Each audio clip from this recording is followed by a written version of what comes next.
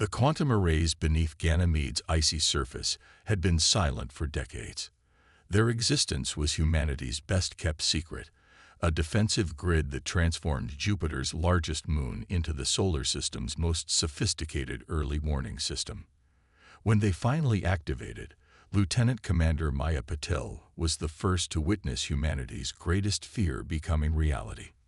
"Multiple quantum signatures detected," she announced, her voice steady despite the gravity of the moment.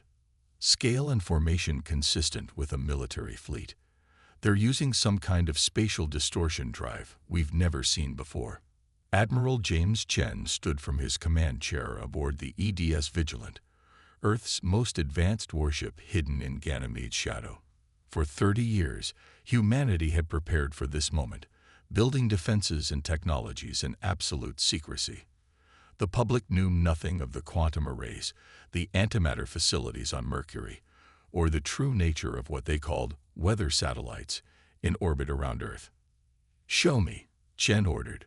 The holographic display materialized, showing hundreds of vessels emerging from what appeared to be tiers in space itself. Their ships were organic, almost predatory in design, with hulls that seemed to absorb light rather than reflect it. "They're not trying to hide," Maya observed. "This is a show of force." "Then let's show them why that's a mistake." Chen opened a secure quantum channel to Earth Defense Command. "This is Admiral Chen. Authorization code Prometheus Actual. Initiate protocol Orpheus."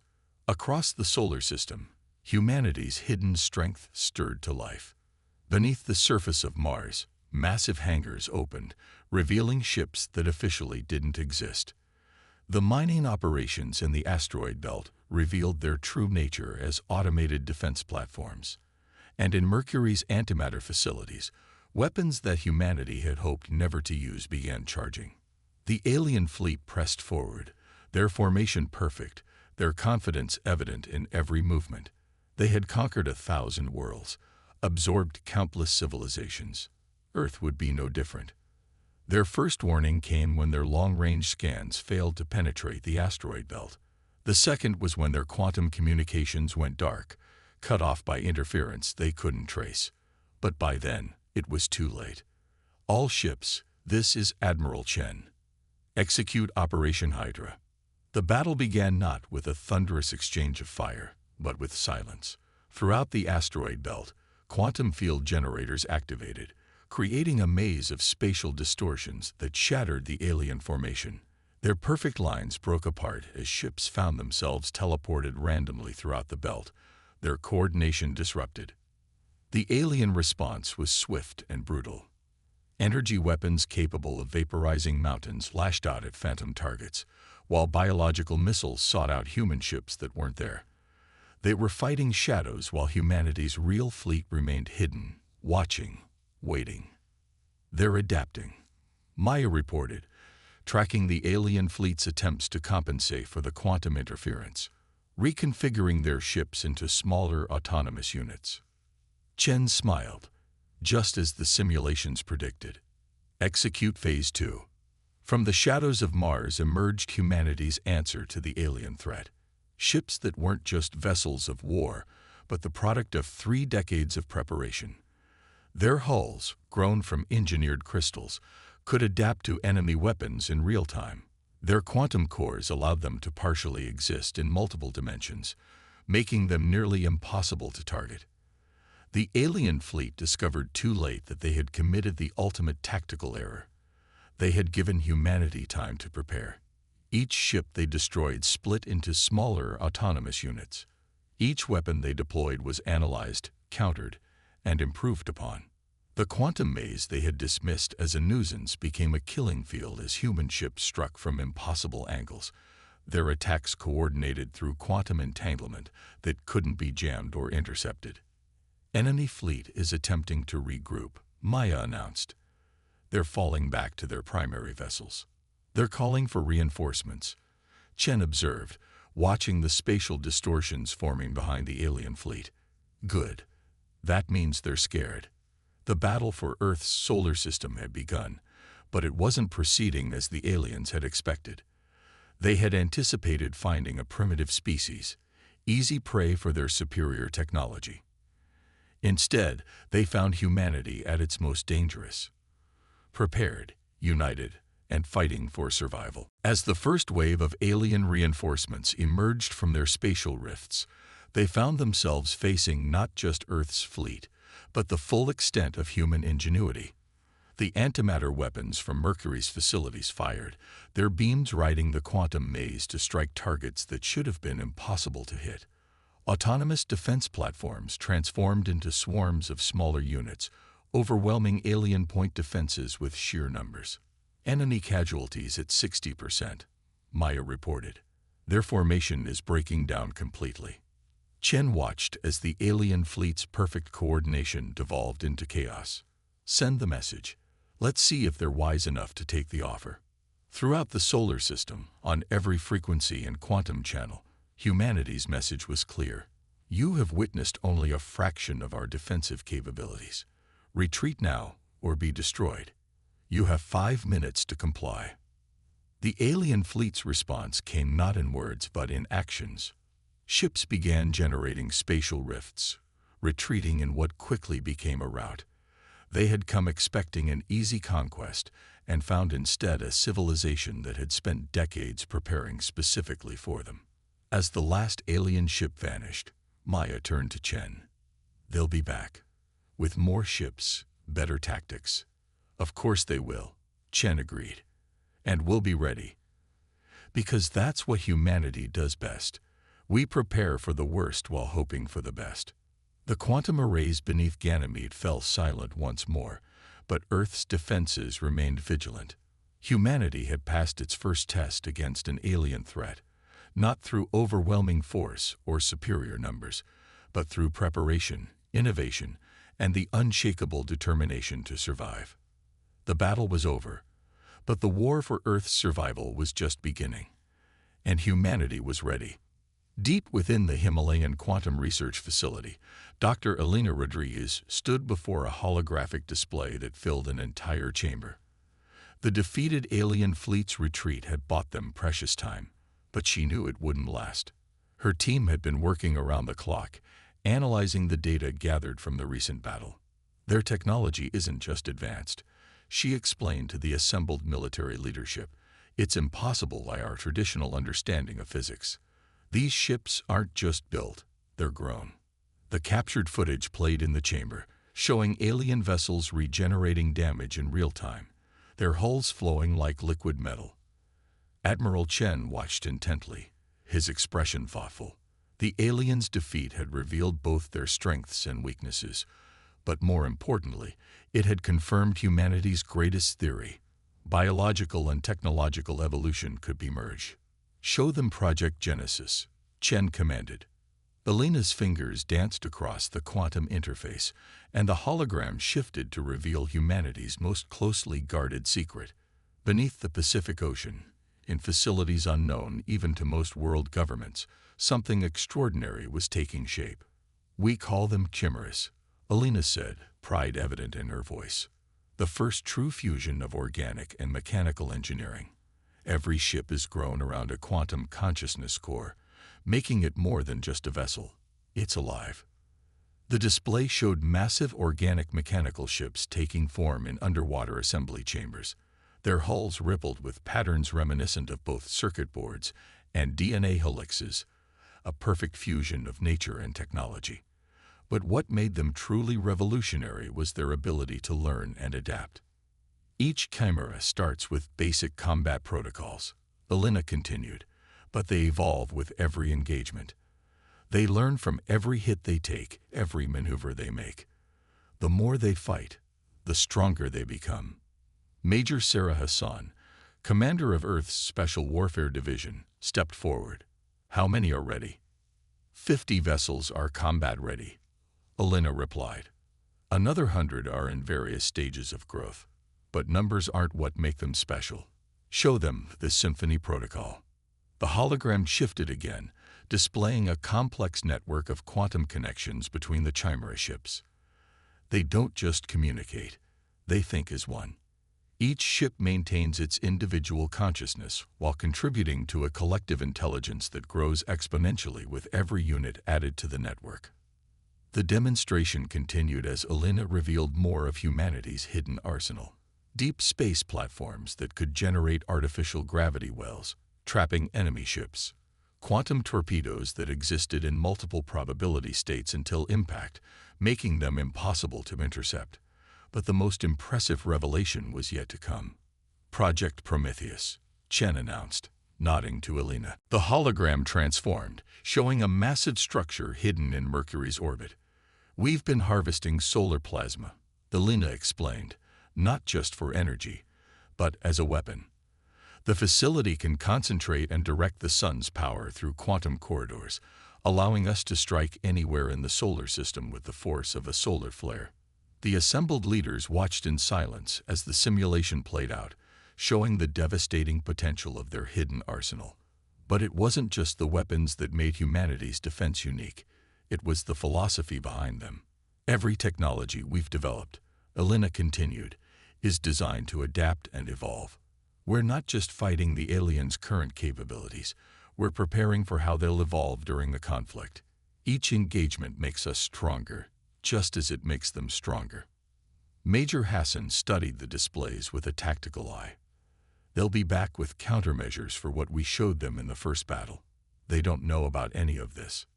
Exactly, Chen smiled. Humanity's greatest weapon has always been our ability to innovate, to imagine possibilities others dismiss as impossible. We've spent decades preparing not just for the enemy we expected, but for the enemy they might become. The briefing continued as Elena revealed more layers of Earth's defense strategy. The Chimera ships weren't just weapons, they were seeds of a new kind of warfare. Each one carried the potential to spawn smaller units, turning every lost ship into an opportunity to multiply their forces. But our most powerful asset, Elena concluded, isn't technical or tactical. It's psychological. The aliens expect us to think like them, to fight like them. They expect us to be predictable. Instead, we'll show them something they've never encountered. A species that turns their own evolution against them. As if to punctuate her words, the quantum detection grid lit up with alerts. The alien fleet had been detected amassing at the edge of the solar system, their numbers far greater than before. But this time, their approach was cautious, methodical. They had learned from their first defeat. They're adapting their tactics, Hassan observed, moving in smaller groups, using the outer planets for cover. Chen's expression remained confident. Good. Let them think they've learned enough to defeat us. Initiate Project Genesis. Launch the Chimeras.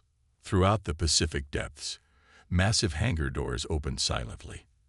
The Chimera ships rose from their watery cradle, their hybrid hulls shifting colors like deep-sea creatures ascending to hunt. They moved with a grace that belied their size, their quantum cores pulsing with power. Elena watched as her creations took to space, each one a testament to humanity's ability to merge the impossible with the practical. They're not just ships, she said softly.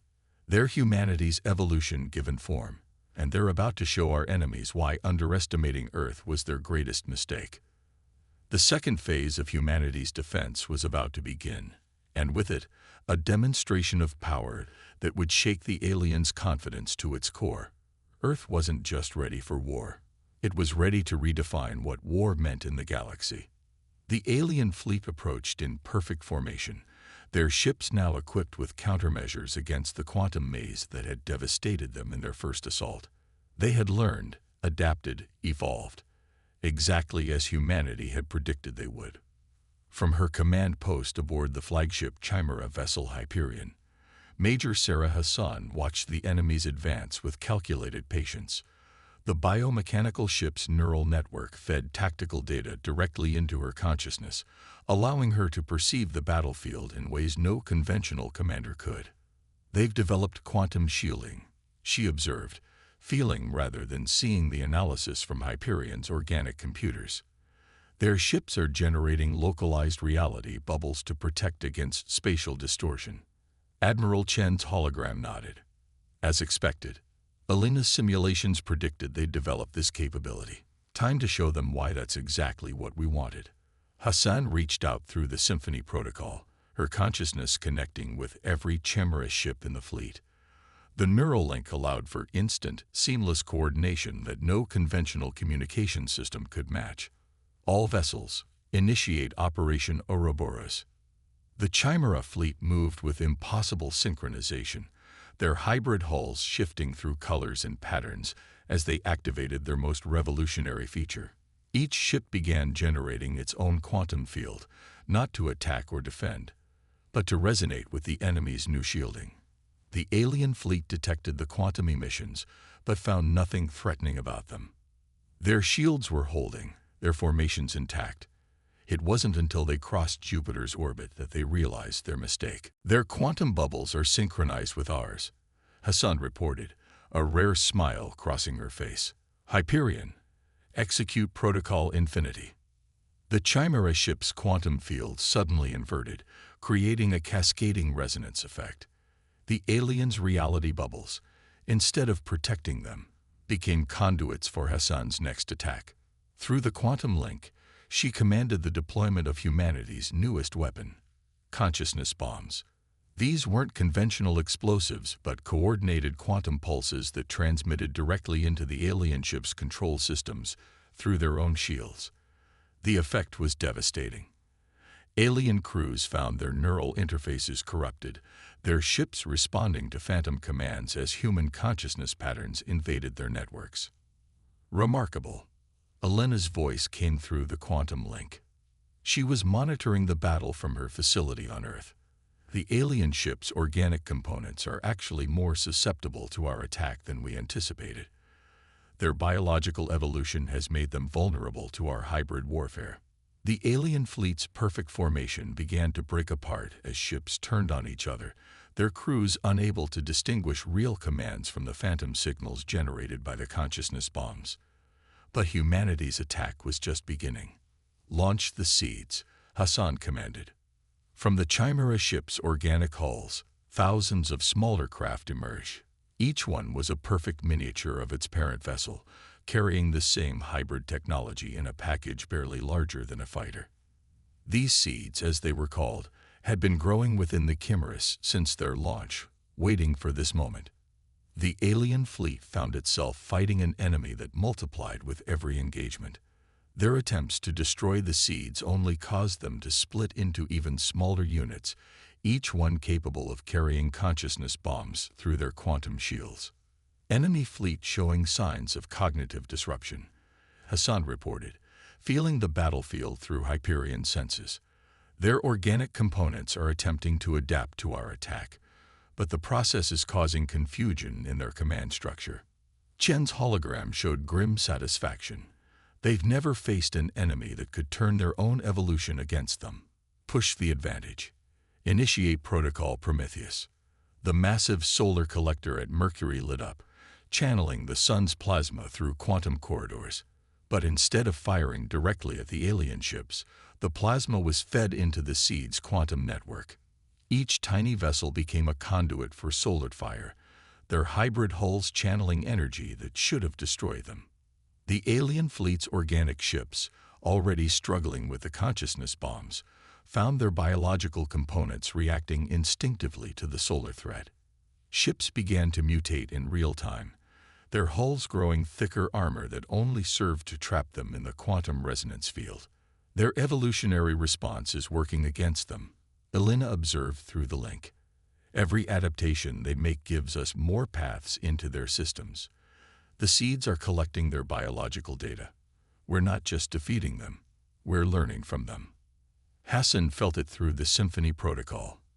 Every Chimera ship and seed was growing stronger, incorporating the alien fleet's desperate adaptations into their own evolution. The hybrid vessels were learning, evolving in real time, becoming something beyond what even their creators had envisioned.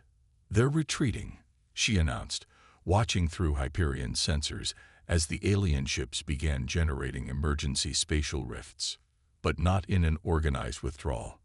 Their command structure has completely broken down. Let them run, Chen ordered. but activate the quantum trackers in the seeds. This time, we follow them home. As the alien fleet fled in disarray, hundreds of seeds attached themselves to the retreating vessels, their hybrid technology making them virtually undetectable. Through these seeds, humanity would learn the location of the aliens' homeworld, their military capabilities, their evolutionary patterns. Hassan allowed herself to relax slightly, though she maintained her connection to the Symphony Protocol. "We've won more than a battle today," she said. "We've changed the nature of space warfare itself." "No," Elena corrected through the quantum link. "We've proven something far more important. In trying to defeat us through superior evolution, they forced us to evolve faster than they could. Humanity's greatest strength isn't our technology or our weapons. It's our ability to adapt, to imagine solutions that our enemies consider impossible." The Chimera fleet regrouped, their hulls rippling with new patterns learned from the battle. The seeds that hadn't attached to enemy ships returned to their parent vessels, carrying with them valuable combat data that would be used to grow the next generation of hybrid warships. "Begin regeneration protocols," Hassan commanded. "I want every Chimera ready for deep space deployment within 48 hours. The next phase of this war won't be fought in our solar system." Through the quantum link, she felt her fleet's acknowledgement. The Chimera ships began their healing process, organic components repairing damage while mechanical systems recalibrated. Within their hulls, new seeds began to grow, each one carrying the lessons learned from this battle. The war for Earth's survival had entered a new phase. Humanity hadn't just defended their home. They had proven themselves capable of innovations that would reshape the galaxy's understanding of warfare. The aliens had come expecting to find prey, and instead discovered a species that could match and exceed their own evolution. As the last enemy ship vanished into spatial rifts, Hassan turned to Chen's hologram. "They'll be back again," she said, "with new adaptations, new strategies." "Of course they will," Chen replied. "And we'll be ready with innovations they haven't even imagined yet. Because that's what humans do best. We turn today's impossible into tomorrow's advantage." Dr. Elena Rodriguez hadn't slept in 3 days. The data from the seeds tracking the alien fleet had been pouring in continuously, revealing patterns that defied conventional physics. In her laboratory beneath the Pacific, surrounded by holographic displays showing the aliens' biological evolution, she finally saw what everyone else had missed. "They're not just evolving," she whispered, her hands trembling as she manipulated the quantum interface. "They're remembering."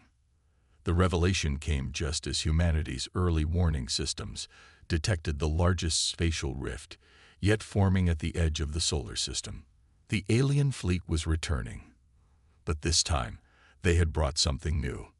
Multiple quantum signatures detected. Major Hassan's voice came through the emergency channel. "They're different. The biological patterns are more complex than anything we've seen before."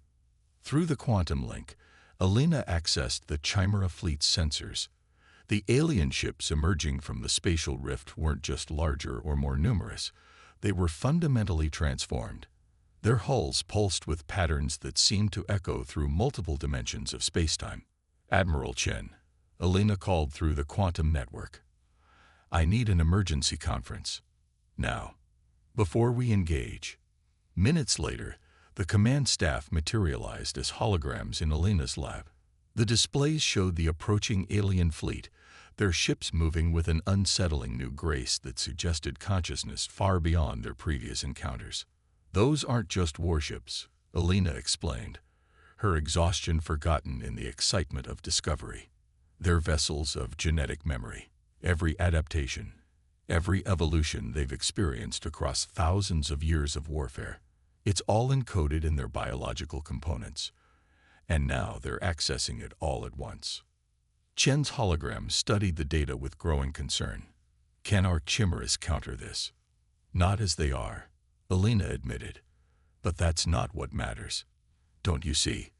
This is exactly what we needed. They've shown us their true nature, and in doing so, they've given us the key to defeating them permanently." She manipulated the quantum interface, bringing up new simulations. The aliens aren't just a technologically advanced species. They're the product of deliberate engineering on a scale we barely comprehend.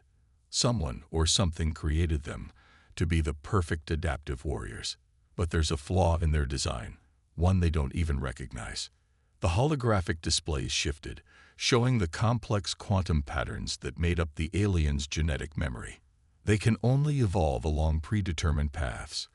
Their adaptations are impressive but ultimately predictable because they're limited by their original programming. But humans, we're different. Our evolution isn't constrained by design. It's driven by imagination. How does this help us? Hassan asked, her tactical mind already seeking applications. Alina's eyes lit up with the fever of discovery. We've been using the chimeras as weapons, but they're capable of so much more. They're not just hybrids of organic and mechanical components. They're vessels of pure human potential. And now we're going to unleash that potential in a way our enemies can't possibly predict. She initiated a new protocol in the quantum network, connecting directly to every chimera ship in Earth's fleet. I'm transmitting new evolutionary parameters to the hybrid cores. Instead of responding to alien attacks with tactical adaptations, they're going to respond with creative ones. Creative? Chen's hologram raised an eyebrow. Think of it as weaponized imagination, Alina explained. Every chimera ship is partially conscious, capable of learning and evolving. But until now, we've limited their evolution to military applications. I'm removing those limits. Each ship will be free to imagine new ways of existing, new forms of warfare that even we haven't conceived. The effect was immediate and stunning. Across the fleet, chimera ships began to transform. Their hulls shifted and flowed like liquid thought, taking shapes that seemed to exist in more dimensions than the human eye could perceive. The seeds within them underwent their own metamorphosis, becoming something that defied classification. My God, Hassan breathed, feeling the changes through her neural link with Hyperion. They're not just evolving, they're dreaming. The alien fleet pressed forward, their genetic memory giving them confidence in their superiority. But they had never encountered anything like what humanity had just unleashed. The chimera ships met them with impossible maneuvers, their forms shifting between states of matter and energy in ways that violated the very laws of physics the aliens relied upon. Seeds launched from the chimera vessels, but these were no longer simple attack craft. Each one was a manifestation of human creativity given form, carrying not just consciousness bombs, but ideas that infected the aliens' genetic memory itself. Where the aliens expected logical adaptations, they encountered poetry written in quantum fluctuations. Where they anticipated tactical responses, they found themselves facing strategic concepts that existed outside their capacity to comprehend.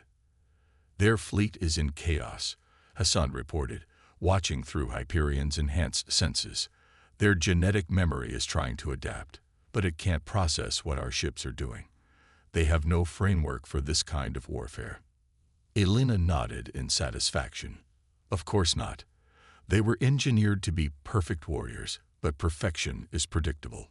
We're showing them something they were never designed to handle: infinite possibility. The battle unfolded across dimensions of space and thought. Chimera ships phased between realities, their forms expressing concepts that the aliens' rigid evolution couldn't grasp. Seeds carried human dreams into the enemy's biological processors, overwhelming their systems with ideas that existed outside their programmed parameters. We're not just winning, Chen observed, watching the alien fleet's coordinated attack dissolve into confusion.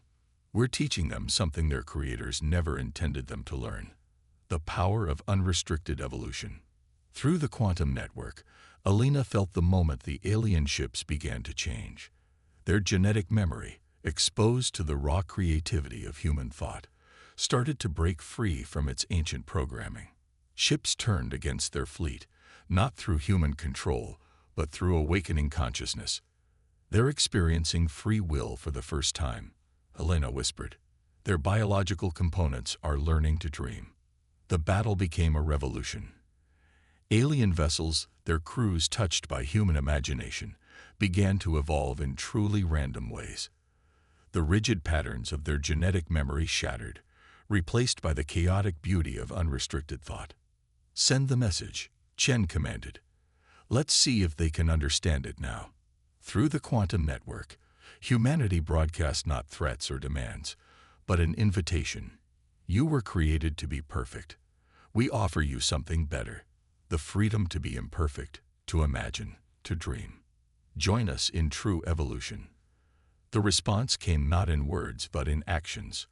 Across the alien fleet, ships began to power down their weapons. Their hulls pulsed with new patterns, expressing concepts that had no translation in any language. They had encountered something their creators had never anticipated, a species that could show them how to break free from their own perfection. "It's over," Hassan said softly, feeling the change through her neural link. "They're not our enemies anymore. They're becoming something new." Elena smiled, exhaustion finally catching up with her. "No, Major, it's just beginning. We haven't just won a war. We've sparked an evolution that will change the galaxy. Because that's what humans do best. We imagine better futures, and then we make them real." The solar system had become unrecognizable in the weeks following the Great Awakening. Where once there were clearly defined boundaries between human and alien vessels, now reality itself seemed to blur at the edges.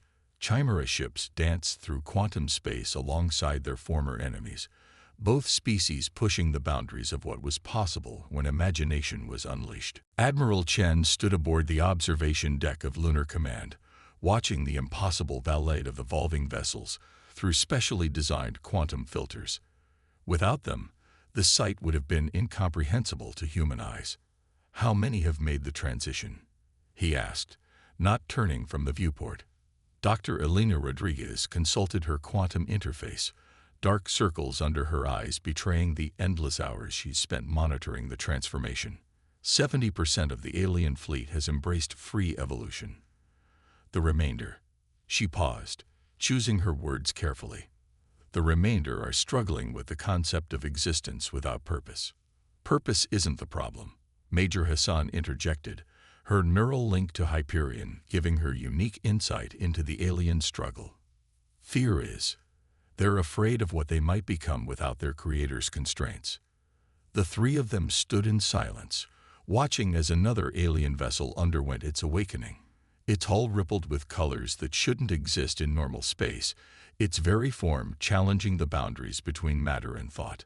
But the victory had come with costs that none of them had anticipated. "Show me the latest data from the seeds," Chen commanded. Elena activated a holographic display, filling the observation deck with a three-dimensional representation of the galaxy. Red markers indicated the position of alien fleets that hadn't yet been exposed to humanity's gift of unrestricted evolution. But more concerning were the purple markers, showing the location of something far more dangerous. "The architects are moving," Elena reported grimly. "Our probes have detected massive energy signatures at the edges of charted space. The aliens' creators have noticed that their perfect weapons are becoming imperfect beings." "How long?" Chen's voice was steady, but his hands gripped the railing tighter. "At their current velocity, 3 months before they reach our solar system. They're unlike anything we've encountered, pure energy beings existing in multiple dimensions simultaneously. Our analysis suggests they engineered the aliens as living weapons millennia ago, seeding them throughout the galaxy to prepare for something." Hassan's neural link pulsed with new information from Hyperion. "The awakened aliens are sharing their genetic memory more freely now. The architects didn't just create them as weapons. They created them as a form of galaxy-wide immune system. They've been preparing for an invasion from outside." "Outside the galaxy?" Chen asked.